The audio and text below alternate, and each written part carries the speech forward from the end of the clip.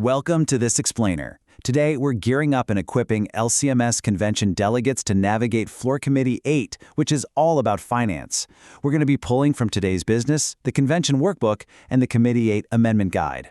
Our goal here is pretty simple, honestly. We want to approach these resolutions with a truly charitable, mission-minded focus, just making absolutely sure our stewardship faithfully serves the harvest. So let's jump right in.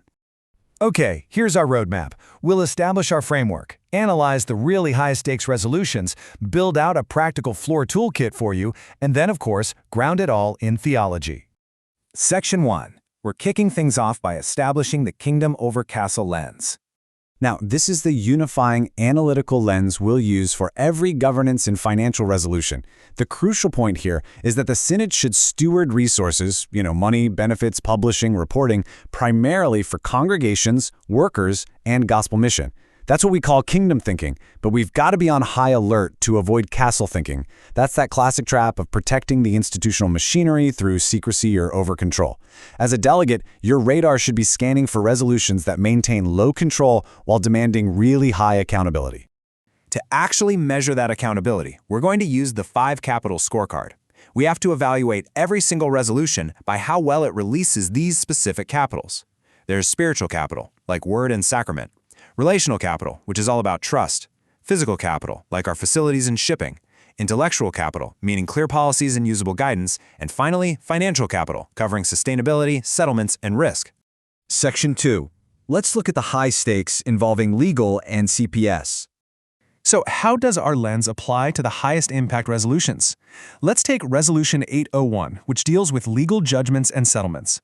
The mission opportunity here is huge for fostering immense transparency and trust. The resolution reaffirms the existing disclosure bylaws, specifically Bylaw 1.5.4.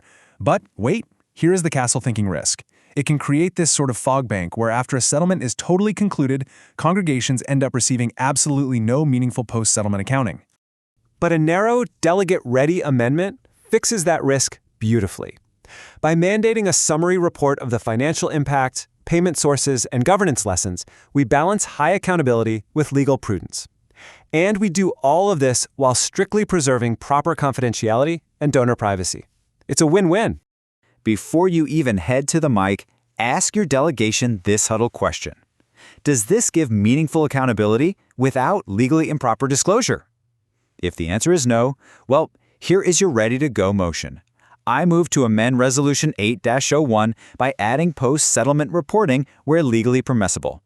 Just discussing this ensures you're effectively releasing relational trust and intellectual capital. Next up is Resolution 802. This one redefines the governance of Concordia Planned Services, or CPS. Now we're talking about massive physical and financial capital here. The opportunity is great, modernizing governance, clarifying responsibilities for ancillary programs, but the castle thinking risk? It's the possibility of expanding the corporate footprint and adding new entities without congregations and workers truly understanding the hidden financial risks and liability exposure.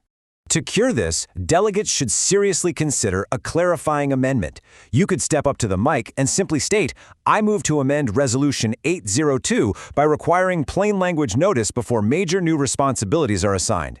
This one simple parliamentary change gives everyone the intellectual and financial clarity they absolutely deserve before any major structural changes get locked in. Moving to Section 3, funding our Synod seminaries. Let's examine Resolution 803. This urges the Synod to fund our 2 seminaries and affirms residential pastoral formation as the preferred route for pastors. But there's a vague reporting risk here. It asks for a standardized annual report without actually defining what that means. A suggested amendment cures this by demanding specifics, exact details on tuition revenue, congregational gifts, corporate Synod support, and student debt indicators. By demanding these transparent numbers, this amendment helps donors and congregations fundamentally trust the stewardship of the seminaries. It clarifies the very real costs of pastoral formation, and, it powerfully releases both financial and spiritual capital by connecting local givers directly to the mission. So, ask your delegation, do the current reports actually empower local congregations to support the Joint Seminary Fund effectively? If they don't, head straight to the floor and say, I move to amend Resolution 8-03 by specifying exact details for the annual funding report. Section 4. Publishing, access, and mission. Now let's review the resolutions concerning Concordia Publishing House, or CPH, and our access to theological resources. Resolution 8-04 wonderfully expands access by putting the Book of Concord online, but we've got to ensure doctrinal clarity.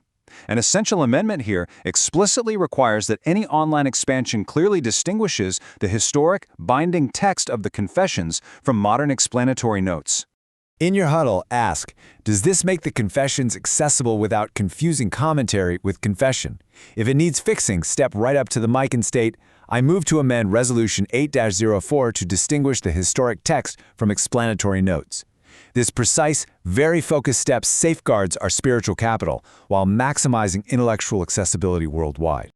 Okay, let's do a rapid-fire review of the remaining three. Resolutions 805, 806, and 807 are largely commendatory. 805 thanks CPH for its careful selection of Bible translations. 806 praises their mission distribution and discount programs, and 807 addresses shipping charges. Now, while a delegate could ask a question for a bit more translation choice clarity on 805, these resolutions generally don't require any heavy amending at all and might just end up on the consent calendar. Section 5, the Delegate Floor Toolkit. We've analyzed the specifics, so let's pull it all together into a ranked, actionable toolkit. Your time on the floor is extremely limited, right? So you have to prioritize. Focus your convention strategy on the high-priority governance and funding resolutions. That's 801 through 804. These are the critical areas where the principles of low control and high accountability must be rigorously enforced to protect the Synod's resources and workers. Resolutions 805 through 807, much lower priority for amendments. Now here is perhaps the most powerful tool you can have, a reusable master amendment paragraph. Keep this in your back pocket. It can be adapted to almost any resolution. It ensures that implementation serves the gospel mission, preserves legal obligations, strengthens transparency, and crucially, mandates a brief report by the 2029 Convention describing exactly the resources stewarded, risks addressed, and lessons learned. Before you even think about approaching the microphone to address the chairman, run a quick check of your strategy against these three core cheat sheet rules. First, do not create a mandate without funding. Unfunded mandates are a huge castle-thinking risk. Second, do not demand improper legal disclosure. Always respect confidentiality. Third, do not micromanage entities like CPH or CPS without adding meaningful accountability. And remember, sometimes just asking a pointed, clarifying question as a delegate is way more effective than forcing a complex amendment. Section 6, Stewardship for the Harvest. Finally, as we wrap this explainer up, we absolutely must anchor all of this administrative bylaw work, the amendments, the financial deep dives, all of it, back into its ultimate theological frame. All of this reporting, the legal transparency, the seminary funding, it's not just corporate governance. It is stewardship that serves the risen Christ, his workers, his congregations, and the harvest. So I'll leave you with this final thought to chew on. When the moment comes, how will you use your voice, your questions, and your vote in Floor Committee 8 to ensure our Synod's resources are joyfully and accountably released for the sake of the gospel?